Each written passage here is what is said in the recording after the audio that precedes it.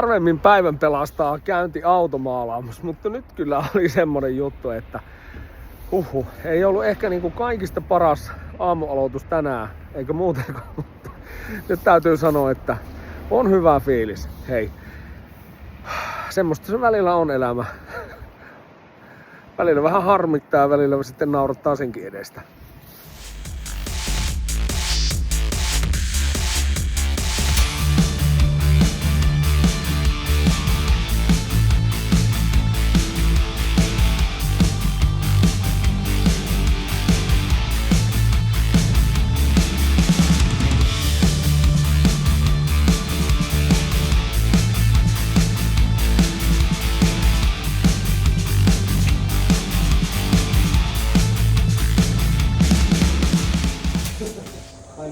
Pakko oli tulla kattoo automaalaamo Rexiä. Tää näyttää siis ihan törkeen siistiltä. Hei, en malta odottaa, että saadaan farkku kotiin ja päästään kasaamaan. Ja tää on aivan törkeä. Voi pojat, tulee vanhasta Mersusta kuin uusi. Ennen suotta kehu. Mä teen pitemmän niinku reilin siitä, kun mä pääsen farkun kanssa kotiin ja saadaan autoa taas kasaan päin, mutta eiköhän tää tässä lähipäivinä.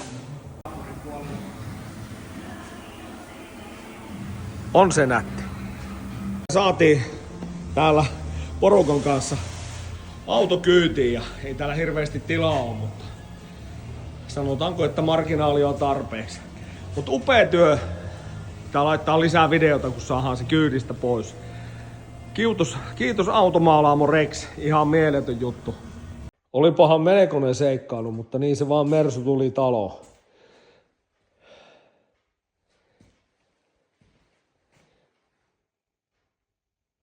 Niin ja tosiaan, tässä on kyseessä vuoden 2004 vuosimallia. On tää hieno.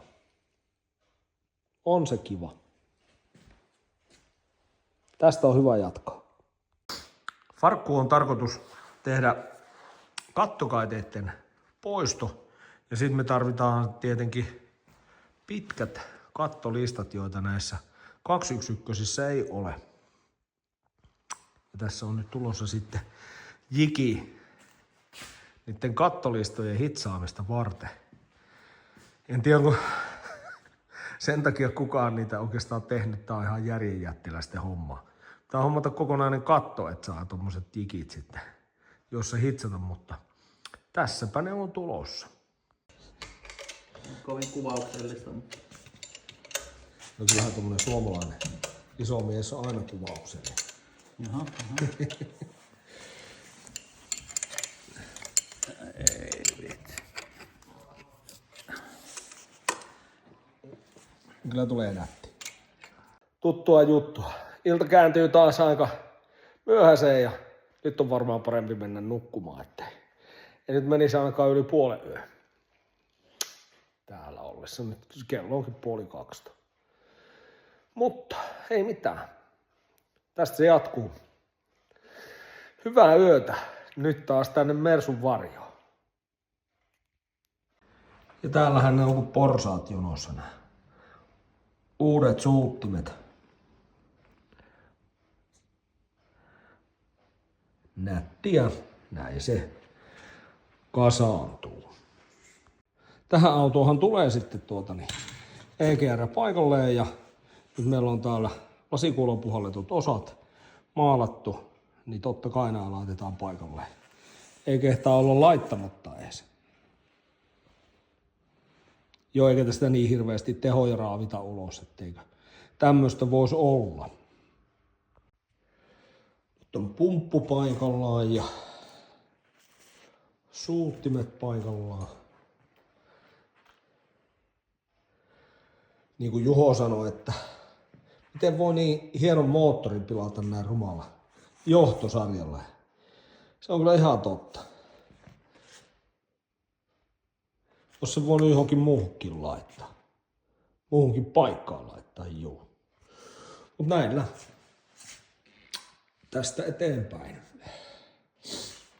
jos saataisiin se tässä lähiaikoina taas tonne Mersun keulaan. Moottori on kasattu nyt hyvin pitkälle ja siellä on kaikki paikallaan EGR-venttiiliä myöten. EGR-venttiilin päästä puuttuu nyt vaan toi muovikansi. Se sai tossa vähän kipeätä ja ei tämmöiseen moottoriin nyt kehtaa mitään semmoista laittaa, jos on vähän kynsivaurioitunut. Se laittaa kokonaan sitä uutta.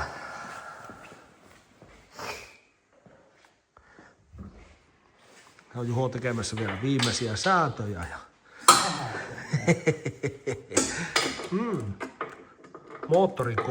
moottorin tukikumit paikalle. Mut näin.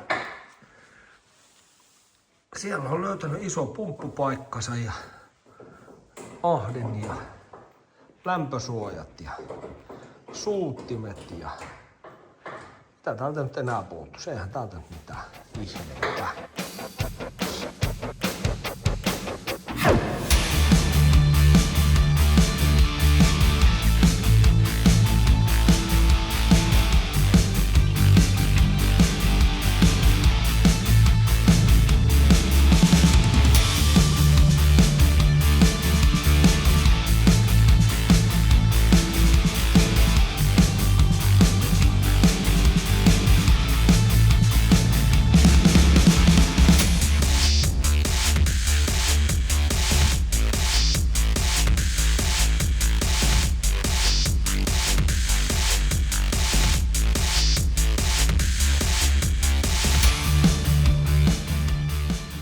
Moottori löysi paikkansa sitten.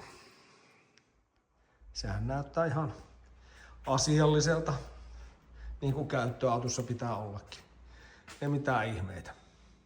Ihan siisti.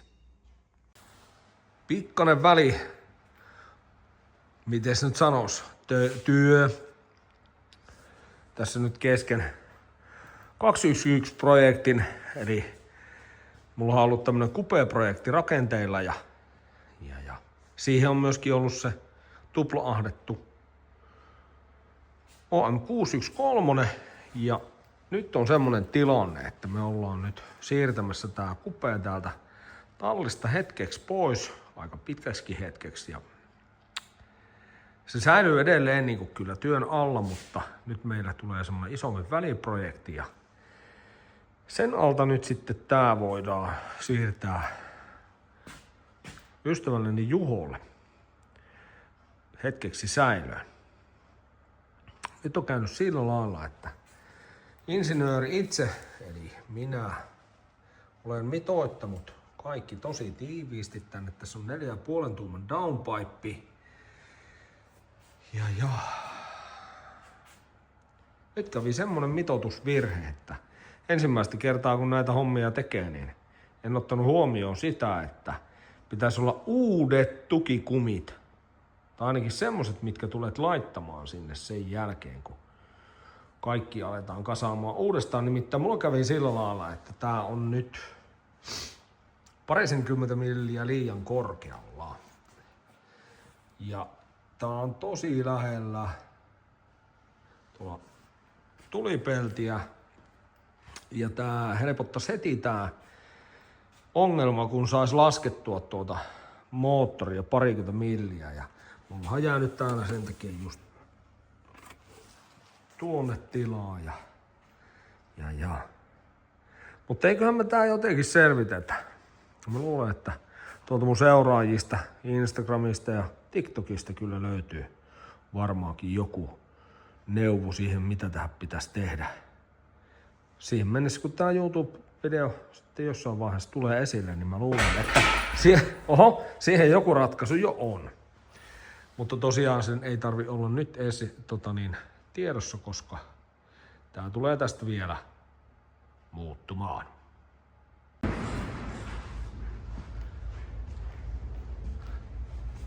Me tuotiin Coupé tänne Juhon tiloihin.